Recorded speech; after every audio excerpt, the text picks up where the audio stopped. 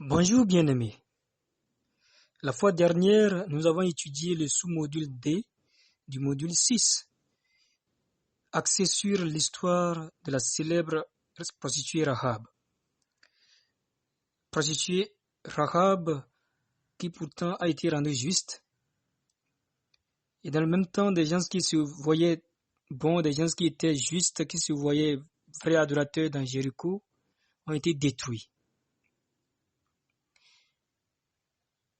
Aujourd'hui, nous allons aborder le sous-module E qui va être axé sur l'histoire des serpents brûlants dans Nombre chapitre 21.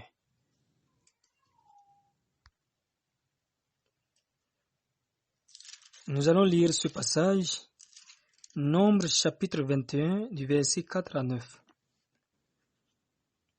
Ils partirent de la montagne de Hor par le chemin de la mer Rouge pour contourner le pays d'Édom. Le peuple s'impatienta en route et parla contre Dieu et contre Moïse. Pourquoi nous avez-vous fait monter hors d'Égypte pour que nous mourions dans le désert? Car il n'y a point de pain et il n'y a point d'eau, et notre âme est dégoûtée de cette misérable nourriture. Alors l'Éternel envoya contre le peuple des serpents brûlants.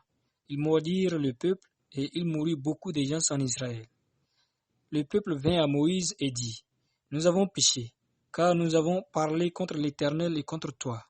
Prie l'Éternel afin qu'il éloigne de nous ces serpents. » Moïse pria pour le peuple. L'Éternel dit à Moïse, « Fais-toi un serpent brûlant et place-le sur une perche. Quiconque aura été mordu et le regardera conservera la vie. » Moïse fit un serpent d'airain et le plaça sur une perche. Et quiconque avait été mordu par un serpent et regardait le serpent d'airain conservait la vie. Amen. Bien-aimés, après le module 6, nous avons commencé à étudier les sous-modules concernant les analogies, les similitudes, afin de mieux comprendre certaines histoires qui ont attrait avec l'évangile de Christ. À première vue, nous constatons que Israël avait été justifié en Égypte. Qu'il nous souvienne qu'au sous-module B, nous avons abordé cette question-là, où les enfants d'Israël en Égypte ont été purifiés par le sang des agneaux mis sur les battants des portes, sur les linteaux des portes. Donc, ils sont sortis de l'Égypte étant purifiés, étant saints. Et ce peuple qui a quitté l'Égypte avec une sainteté était joyeux, était reconnaissant, chantait des cantiques, glorifiait Dieu. À un moment donné, a commencé à être confus parce qu'il ne s'attendait pas à tout ce qu'il voyait dans le désert. Alors, le peuple a commencé à éprouver beaucoup de difficultés, beaucoup de souffrances. Après le salut, nous devons comprendre que Dieu veut nous apprendre son mode de fonctionnement. Il y a plusieurs personnes aujourd'hui qui, après le salut, ne comprennent pas cet état de choses. Et finalement, elles deviennent confuses dans la marche chrétienne. Certes, le peuple était saint, choisi de Dieu, et Dieu marchait au milieu de lui. L'ange de Dieu était devant lui et le dirigeait. Toutefois, dans la marche avec Dieu, il y a des châtiments qui interviennent par moments lorsque le peuple est beaucoup plus dirigé dans le mal.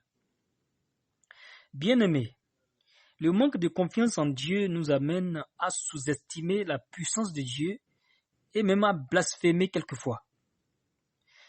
Vous savez, Dieu n'aime pas que nous sous-estimions sa puissance. Étant un Dieu fort, puissant et redoutable, il voudrait que nous mettions une pleine confiance en lui en toutes choses. Même si le chemin reste encore long, même si nous ne sommes pas bien nourris aujourd'hui, nous devons garder espoir que c'est juste pour un temps. Puis, nous serons comblés du lait et du miel. dès que nous serons arrivés sur la terre cananéenne, sur la terre qui nous a promis, n'est-ce pas? Dès que nous serons arrivés sur cette terre, nous verrons du lait, nous verrons du miel. Nous verrons des productions du pays, ce que ces païens-là avaient déjà produit avant nous. Nous hériterons de tout ça. Israël ne voyait pas ainsi le côté des choses, ce qui lui a coûté assez de châtiments dans le désert. Bien-aimés, si aujourd'hui nous sommes sauvés et nous connaissons le fonctionnement de Dieu, nous connaissons bien la manière de fonctionner de Dieu, même dans le manque, même dans la pénurie, nous pouvons espérer en Dieu. Il ne sert à rien d'être impatient, il ne sert à rien de s'inquiéter pour sa vie, de quoi se vêtir, de quoi manger. Les oiseaux du ciel ont toujours foi que Dieu va continuellement les nourrir. Et c'est juste pour cela qu'ils prennent beaucoup de leur temps pour chanter de très belles mélodies à Dieu, d'abord tôt le matin, puis durant le reste de la journée. Ils louent et glorifient ainsi Dieu pour ses bienfaits. Pourquoi est-ce que nous les hommes ne pouvons pas faire ainsi? Pourquoi ne pas glorifier Dieu? Pourquoi ne pas donner d'action de grâce à Dieu, même dans le manque? Pourquoi est-ce que l'homme doit toujours murmurer? Pourquoi l'homme se plaint tous les jours? Alors qu'il y a des gens qui sont dans des situations pires que la sienne actuellement. Mais l'homme prend son temps à murmurer, il prend son temps à se plaindre. Bien-aimés, que nous soyons dans le manque, dans l'abondance ou même dans la pénurie, nous devons procéder souvent à des actions de grâce tout en exposant devant le trône de la grâce tous nos besoins comme c'est conseillé dans Philippiens 4. Vous savez, dans Philippiens 4, le verset 6, il est dit quelque chose de très important que nous allons lire. Philippiens 4, le verset 6. Philippiens 4, le verset 6 dit ceci. Ne vous inquiétez de rien, mais en toute chose, faites connaître vos besoins à Dieu par des prières et des supplications, avec des actions de grâce. Et la paix de Dieu qui surpasse toute intelligence gardera vos cœurs et vos pensées en Jésus-Christ. Amen. Ne vous inquiétez de rien. Alors si nous comprenons bien Israël, il s'inquiétait. S'il avait pu croire en Dieu, s'il avait pu garder espoir en Dieu, il pouvait aller devant Dieu avec action de grâce et demander à Dieu de lui donner à manger, de lui donner n'importe quelle nourriture, de lui écourter le chemin de Canaan. Mais le peuple n'avait pas encore connu comment chercher Dieu, comment Dieu fonctionnait. Voyez-vous, donc le peuple se plaignait, murmurait et était contre Moïse, était contre Dieu. En fait, nos souffrances perdurent parce que nous ne connaissons pas le mode de fonctionnement de Dieu. Nous devons savoir qu'avant le salut, l'ignorance est tolérée. Mais après le salut, nous pouvons en périr. En d'autres termes, après le salut, l'ignorance n'est pas tolérée. L'ignorance n'est pas tolérée après le salut.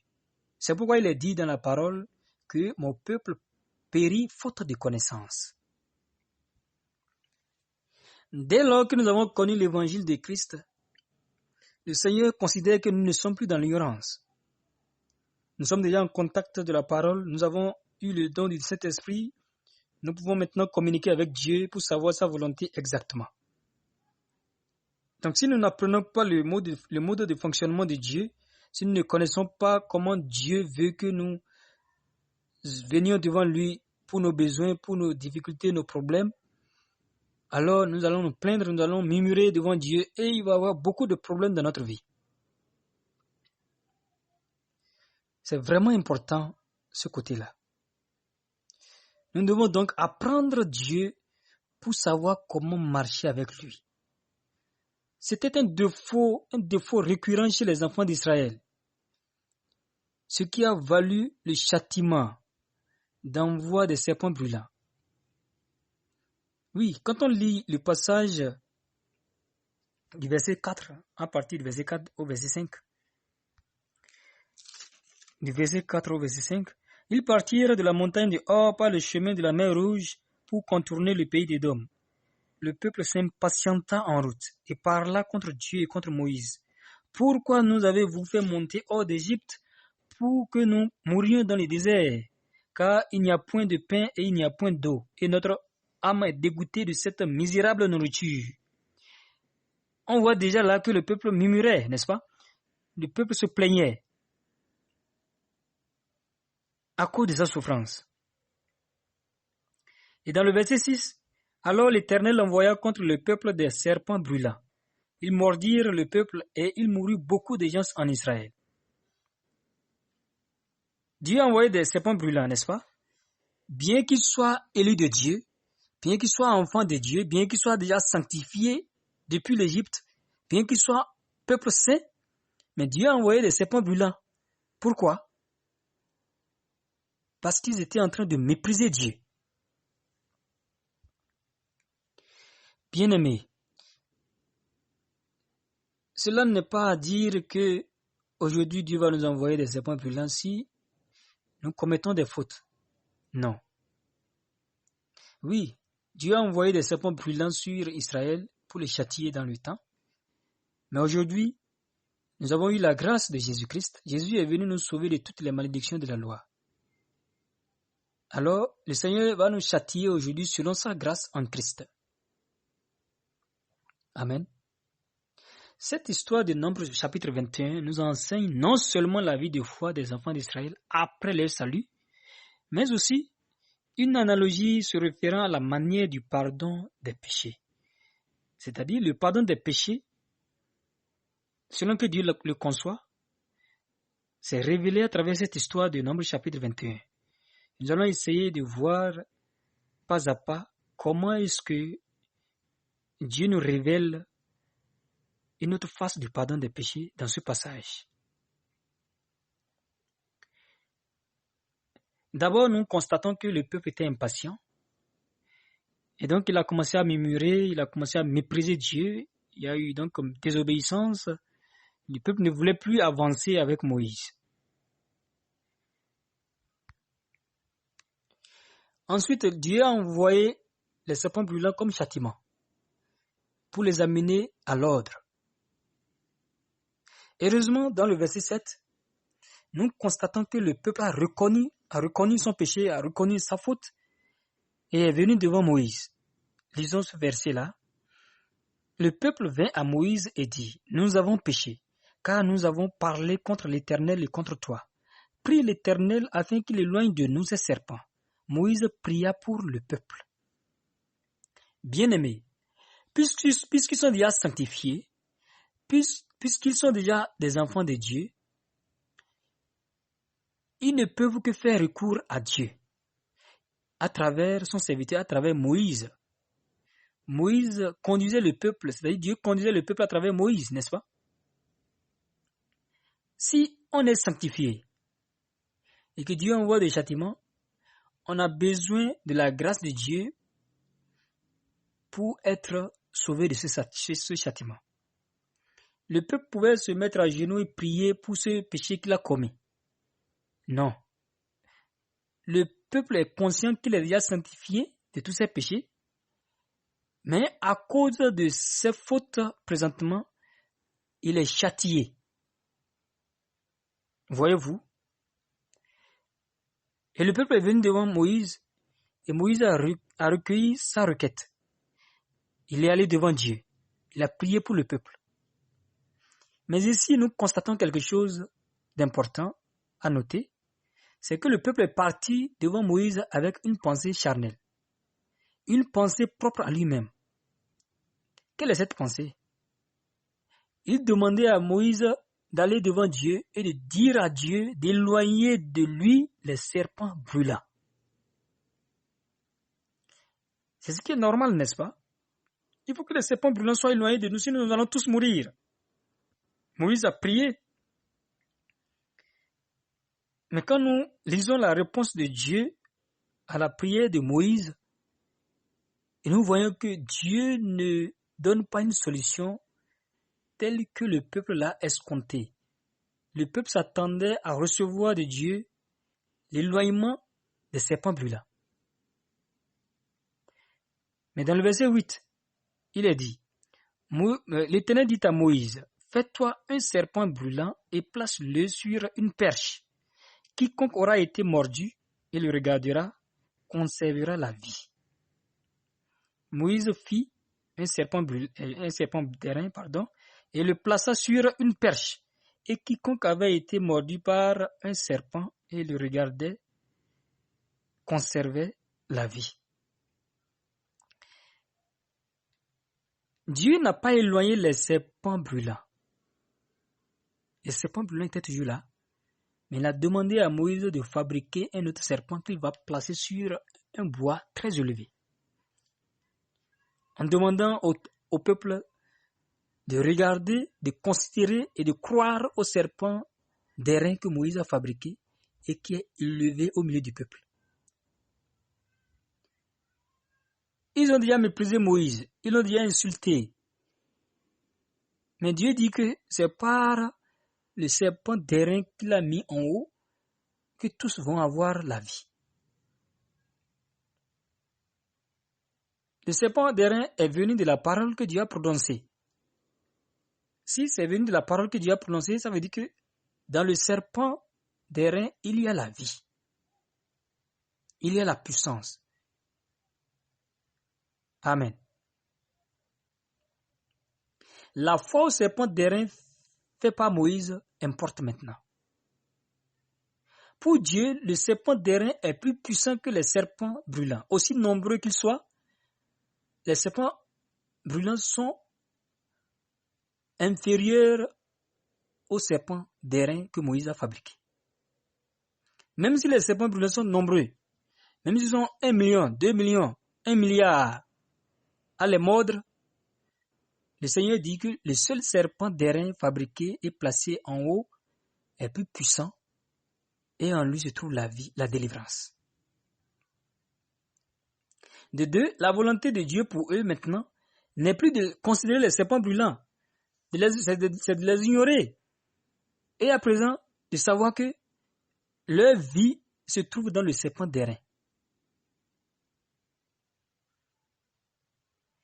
Il est donc très important de savoir que les serpents brûlants constituent l'ancien programme de Dieu. Puis le serpent d'airain est le nouveau programme de Dieu. Alors si l'ancien programme est délaissé par Dieu lui-même, on doit s'accommoder au nouveau programme. C'est simple, c'est aussi simple que ça. C'est Dieu même qui a envoyé les serpents brûlants. Ils sont toujours là. Mais Dieu dit maintenant, regardez le serpent d'airain fabriqué par Moïse et qui est placé sur la perche. Croyez en ce serpent d'airain. Ne considérez plus les serpents brûlants. Ma miséricorde, ma grâce est cachée dans le serpent d'airain. C'est là que se trouve votre vie. Si vous regardez le serpent d'airain, vous croyez en lui, vous aurez la vie sauve. Alors, dans ce cas-là, celui qui veut être vraiment adorateur de Dieu doit seulement garder le nouveau programme avec lequel Dieu fonctionne actuellement. Il dit qu'il fonctionne maintenant avec le serpent d'airain placé sur la perche.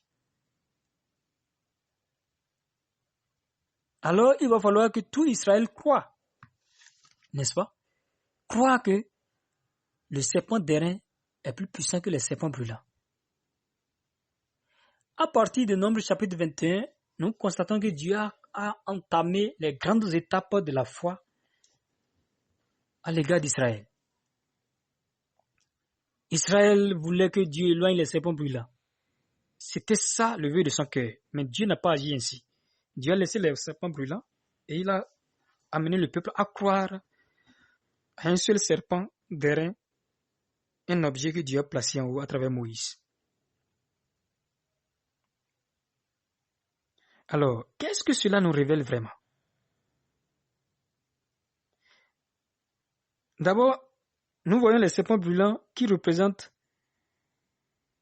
ce qui nous accable, comme par exemple nos péchés, nos soucis, nos inquiétudes, nos maladies et malédictions. Et en second lieu, le serpent d'airain représente Christ sur la croix. Amen. Nous allons lire un passage de la Bible qui constitue les paroles de Jésus lui-même. Dans Jean chapitre 3, du verset 14 au verset 15.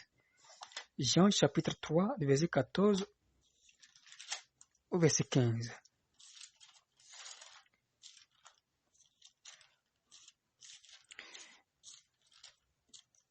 Je lis la parole du Seigneur. Et comme Moïse éleva le serpent dans le désert, il faut de même que le Fils de l'homme soit élevé, afin que quiconque croit en lui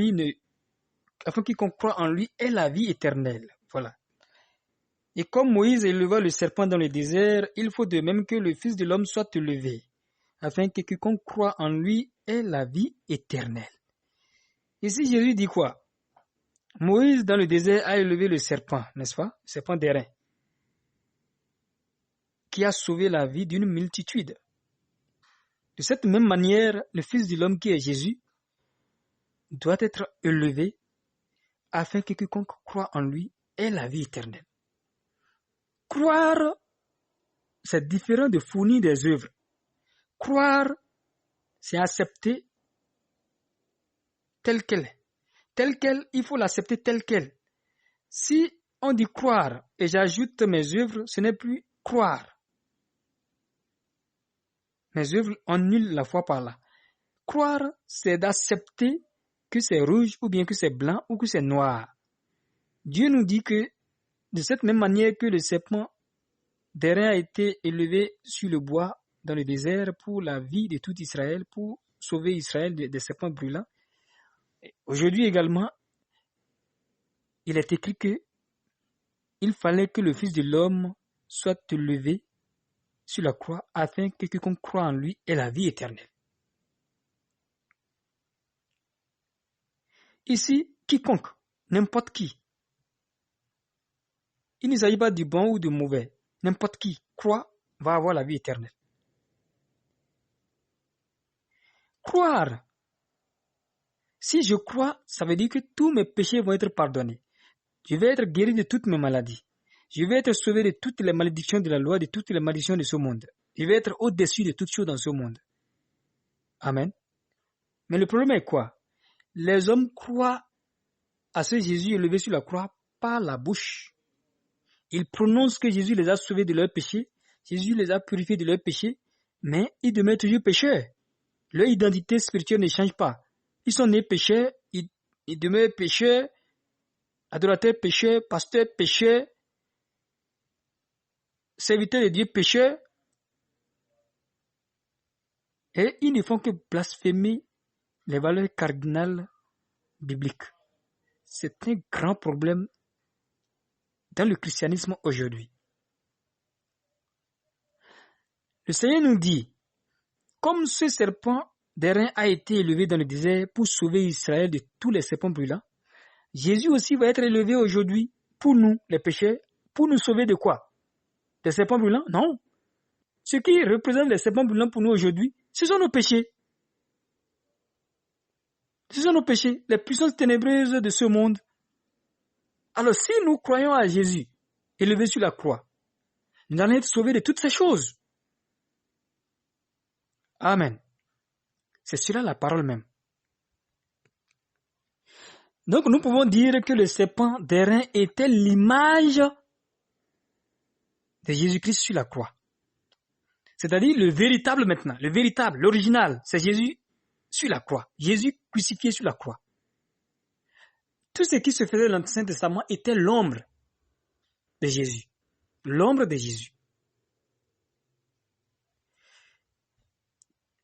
J'espère que vous comprenez bien. J'espère que vous saisissez bien le sens de tout ce que nous étudions ici. Passons à présent à une synthèse. Mes péchés, mes soucis, mes inquiétudes, mes maladies, même mes défauts et faiblesses sont inférieurs à l'agneau de Dieu crucifié sur la croix. Vrai ou faux? Certes, mes péchés, mes soucis, mes malédictions, tout ça, ça me dépasse. Je n'ai pas la force de les surpasser. Je n'ai pas la force de les surmonter. Je n'ai pas la force de me délivrer. J'ai trop prié dans ma vie. J'ai jeûné. J'ai fait beaucoup de choses. Mais je n'ai pas pu dominer les choses de ce monde. Je n'ai pas pu dominer mes péchés. Et Dieu a connu cette réalité. C'est pourquoi il m'a envoyé Christ. Il m'a donné Christ. Dieu a tant aimé le monde. Dieu m'a tant aimé qu'il m'a donné Christ. Afin que si je crois en lui, je ne périsse point, mais que j'ai la vie éternelle. Et alors Jésus est venu. Et lorsque il a observé, j'ai vu qu'il est supérieur à mes péchés. Il est supérieur à mes défauts. Il est supérieur à mes fautes. Il est supérieur à toutes les puissances de ce monde. S'il est supérieur à toutes ces choses, pourquoi ne pas croire en lui? Pourquoi ne pas me confier en lui? Pourquoi ne pas me diriger et me laisser à lui pour être sauvé? C'est vraiment simple. C'est vraiment simple, vraiment simple. Bien-aimés, même si nos péchés nous dépassent, mais ils ne dépassent pas le sang de l'agneau immolé. Non. Le sang de l'agneau est au-dessus de tous nos péchés, de toutes nos fautes. En termes clairs, le sang de Christ a avalé tous nos péchés, tous nos défauts, tous nos problèmes, toutes nos maladies. C'est pourquoi nous pouvons nous réjouir tous les jours de ce que nous sommes maintenant dans la lumière. Dans la lumière, il n'y a plus de condamnation pour ceux qui sont en Jésus-Christ. Dans la lumière, ce n'est pas la maladie qui va nous emporter. Dans la lumière, ce ne sont pas nos défauts, nos fautes, nos faiblesses qui vont nous engloutir. Non. Dans la lumière, c'est le Saint-Esprit qui est notre guide. C'est pourquoi, après le salut, notre vie change. Au lieu que nous fassions beaucoup d'efforts pour mener une vie propre, une vie pure, c'est plutôt le Saint-Esprit qui nous dirige à mener la vie de Dieu. C'est pourquoi Dieu a dit que nous devenons une nouvelle créature. En définitive, nous comprenons que l'histoire du serpent d'airain est l'image de Jésus élevé sur la croix, afin que, comme Israël a eu la vie dans le désert par le serpent d'airain, élevé sur une perche, nous aussi, nous ayons la vie éternelle par l'agneau élevé sur le bois. La foi qui sauve n'est pas de chercher à éloigner les serpents brûlants. Maintenant, nous comprenons. La foi qui sauve n'est pas celle qui cherche à éloigner les serpents brûlants. Mais la foi qui sauve est celle-là qui ignore les serpents brûlants et considère plutôt le serpent d'airain élevé sur la perche. C'est pour dire que nous ne pouvons plus considérer nos péchés comme étant supérieurs. Nos péchés ne doivent plus nous dominer. Nous devons considérer Jésus élevé sur la croix, lui qui est venu ôter tous nos péchés, qui est venu nous guérir de toutes nos maladies. Lui qui est venu nous donner le repos. Alors si nous considérons Jésus immolé, nous ne pouvons plus nous voir sous la malédiction. Nous ne pouvons plus nous voir sous le coup du péché. Nous ne pouvons plus nous voir sous les puissances ténébreuses de ce monde. Bien-aimés, Jésus a été un don pour nous, afin que nous soyons sauvés de toutes ces choses. Celui qui est entré dans la lumière est vraiment dans le repos. Sa vie est différente.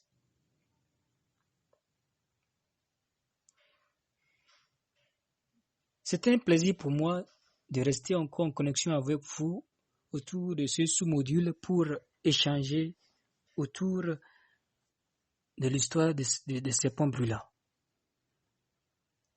Les serpents brûlants ne vont pas quitter, ils seront toujours là pour nous éprouver, pour éprouver notre foi, pour savoir si vraiment nous croyons en Jésus-Christ ou non. Vous désirez ne plus voir vos faiblesses, vous désirez ne plus jamais voir vos péchés, vous désirez ne plus jamais voir vos faiblesses charnelles. Pourtant, ça sort, n'est-ce pas? Oui, ce sera ainsi jusqu'à la fin de vos vies, jusqu'à la fin de vos jours sur la terre. Parce que nous sommes poussière, la chair est faible. Alors, est-ce que nous devons considérer les œuvres de la chair plus que l'œuvre de Jésus? Non. Dieu nous demande de considérer l'œuvre de Jésus. Et ainsi, l'Esprit Saint va nous amener à dominer petit à petit les œuvres de la chair. Et notre vie va être agréable devant Dieu. Il se peut que vous n'ayez pas compris quelques parties de tout ceci. N'hésitez pas à nous écrire sur WhatsApp au plus 229 96 60 55 73. Nous répondons à toutes les questions. N'hésitez donc pas à nous poser toutes vos inquiétudes, toutes vos questions, et vous allez avoir de meilleures compréhensions des choses. Portez-vous bien, soyez largement bénis, et à bientôt pour une nouvelle étude.